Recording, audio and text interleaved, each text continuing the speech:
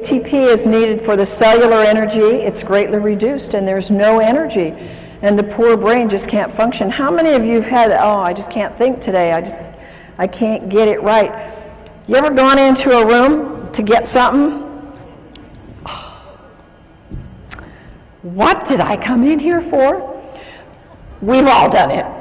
And the only thing is it gets worse after you get 50 and 60 and 70, doesn't it? And so that's your trigger. Boy, I'm not drinking enough. I got to get back and get my water, but get the right kind of water. What are the side effects of brain dehydration? One of the side effects is your body starts to use up the antioxidants because of its great need to get rid of body toxins. What is one of the biggest things on the market today? Antioxidants. It's millions of dollars are being spent on antioxidants because they're being used up because of a lack of water. Brain aminos are used up to make up for this lack of water. Tryptophan and tyrosine are amino acids that are mood stabilizers. Their deficiency makes us feel anxious and depressed. Dehydration and mental functioning. Folks, part of my passion is to help you, to give you a tool to get to teachers, to get into schools, to get into our public facilities where our children are being, they're being labeled, they're being given drugs because they cannot have a good memory, they have a fuzzy memory, they can't remember math, and they can't focus. It's loaded in the schools today. And if they had the proper water, this would probably dissipate very quickly. Dehydration lowers the psychomotor processing speed, the memory, the concentration, and fatigue. How many kids and families do you know they come home and they have no energy left? They can't do anything. They want to sleep till noon on the weekends. They can't think through their school to get it done quickly. It's epidemic, folks. It affects their cognitive ability. It impacts their physical performance and their motor skills. So you are the tool. You are the conduit. You are the caucus to be able to go out and spread the word and use this information to share with people, to get into private schools, to get into church schools where they can start giving it to their students and they can see. The teachers won't be screaming at the parents to put their kids on those awful drugs. Brain issues related to dehydration. Does this look like a very hydrated brain to you? It doesn't to me. This is a real picture of a brain, and it's got a problem. Alzheimer's and dehydration, I have known for years in my practice. That has been research proven. Remember, what I'm telling you here is not my opinion. These are documented facts in research that Alzheimer's and all these other things that I'm going to relate to you are coming from documented studies that dehydration plays a significant part in it. Alzheimer's tends toward vasopressin levels, which is responsible for the water being in the right balance. Alzheimer's have increased dehydration. And one of the hardest things that I've seen in my clients that have had Alzheimer's parents or relatives, they can't get them to drink. Once they're past a certain level, it's very, very hard to get them to ingest the water. So what I say is, if you can only get a little bit of water in people, for heaven's sakes, get the right kind of water in the people so that it's hydrating water. Anxiety and panic attacks, they are rampant. People are paralyzed with panic attacks and anxiety. And what happens? They don't have water. They've got their cup of coffee next to them on the road. They got their coffee in the morning, or they've got their soda at work.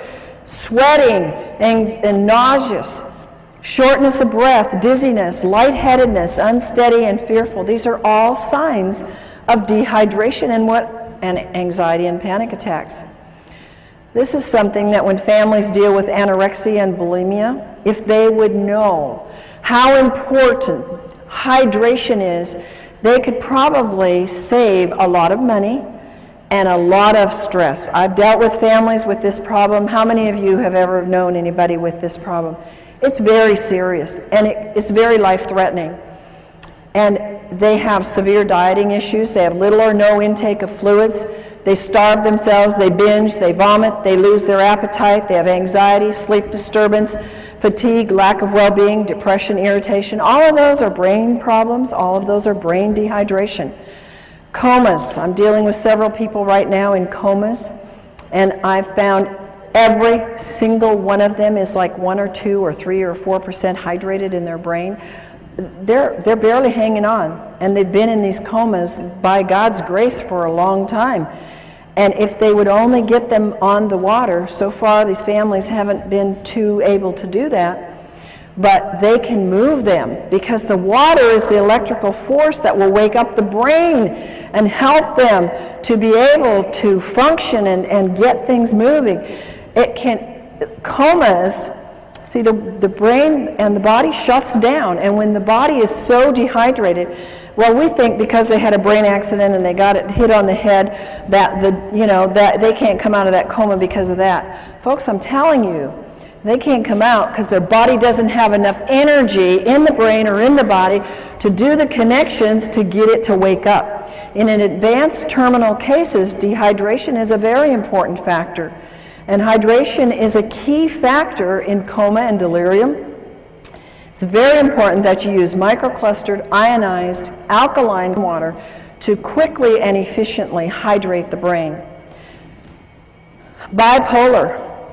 It's a very serious issue. Some people have it very, very bad. Causes anxiety, depression, rapid mood changes, compulsions, loss of energy and irritation. And again, it's related in scientific studies to dehydration. Depression. I've told you some about this already, but it's a huge thing. I think that we would see a major turnaround. It's one of the #1 drugs that's given out is kind of drugs for depression. When the brain is chronically dehydrated, all the functions suffer. The brain needs tryptophan, an amino acid, to make the serotonin. You've heard of the drugs that create serotonin and help that to balance. Really doesn't balance them, makes them more dehydrated, which then makes melatonin, which helps them sleep and get rest so they can function in their day. The amount of serotonin made is dependent upon adequate what? Water in the brain, and the right kind of water. Moods. How many of you ever had moody kids? I had a moody husband and an angry husband, and he would not be upset with me telling you this because we fixed him and he's thrilled to be fixed. But he was a forceps baby, so he had some brain injury. And folks, by the way, all of these issues where they have more of a tendency when they get dehydrated, because not all of us, when we get dehydrated, go bipolar or go anorexic or go into depression. I believe there's plenty of evidence in the research to show us that they have an incident, shock or trauma or some kind of an event that has caused an injury in the brain. And in my husband's case, this was his forceps birth. So we put him through our brain programs and helped the circuits to reconnect, and he was doing so much better. But since he's been in water, he has seen even more improvement and more help. But there's one little time when we're driving long trips, and what is it with men that they don't like to drink? They got the easiest job in the world to stop anywhere, and women don't have that privilege in life. Well, my husband won't drink very much, on the road, and I'm guzzling and stopping all the way along, and he'll get real fussy when we're on trips, and I just say, "You're just dehydrated, honey." And he is. So it's associated with negative mood. When you see yourself getting grouchy and, others around you, it's because they are dehydrated. Multiple sclerosis. A big problem. It's very sad to see this. You can get well from multiple sclerosis, but it means many scars. And one of the causes of exacerbations is dehydration. Not